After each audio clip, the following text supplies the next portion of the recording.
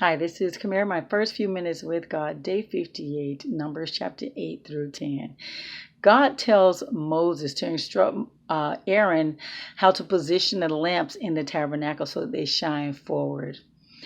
God also tells the children of Israel to gather at the tabernacle, but he's to set apart the Levites. The Levites are now going to be dedicated so they'll be able to serve the Lord. There's a purification process, anointing. Its dedication involves the children of Israel laying their hands on the Levites. Aaron lifting them up and dedicating them to the Lord. Of course, there's also a sacrificial burning, always an offering thing. Once all of that was complete, the Levites were allowed to serve the Lord in the tabernacle. Now, you had to be 25 years and older. At the age of 50, you retire. So at 25, you must serve in the tabernacle. At 50, you had to retire, and you could no longer officiate in the services at 50, but you can serve as an assistant or assist the Levites in guarding the tabernacle, but they could no longer officiate any services. God says, of all the people of Israel, I reserve the Levites for me. I have cleansed them for myself.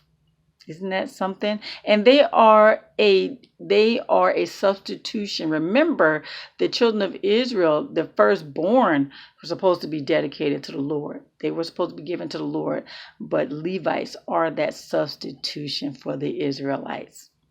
Yeah, they're God's own special people who serve him.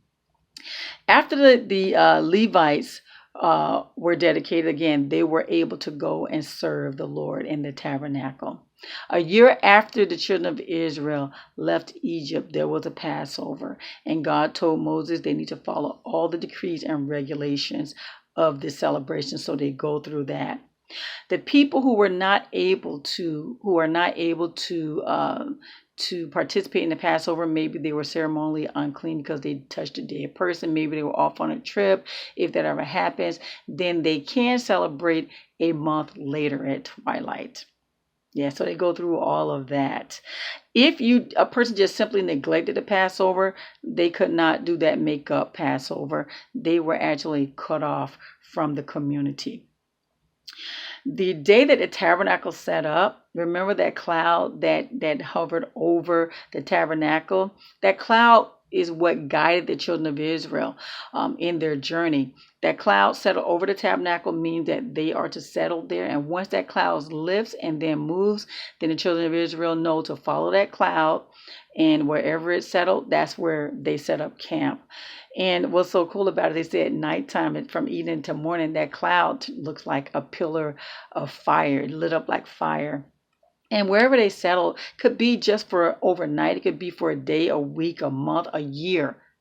Okay? So what it says here is that they traveled at the Lord's command. And God also had Moses to create 2 silver trumpets. And those trumpets were to assemble the people. Once they heard those trumpets, they knew what it was all about. Either they had to assemble in one location, they had to break camp. If the horn was blown maybe one time, then they knew it was just the leaders who had to come together. But there were indications. Those trumpets were the alarms to alert them on Moses needs you, or who was being called. They had to come and see Moses or break camp. God also told them that they can use those trumpets for when they go into their promised land. If there's war, they need to be gathered in a certain place. Those trumpets are going to be sounded as well. In the second year of leaving Egypt, though, isn't that something? The cloud lifted off the tabernacle and set out. This was the second year? Isn't that something? After leaving Egypt? Yeah, and they marched in the order they were settled. So it goes through their marching formation in the word today. I thought it was pretty cool. And whenever the cloud settled, the ark settled, then Moses would call out, "Arise, O Lord, let your enemies be scattered, let them flee from before you." And once it sat down, Moses would yell out, "Return, O Lord, to the countless thousands of Israelites." Isn't that something? So there you have it, guys. Day 58, Numbers chapter 8 through 10. You have a God-filled blessed day.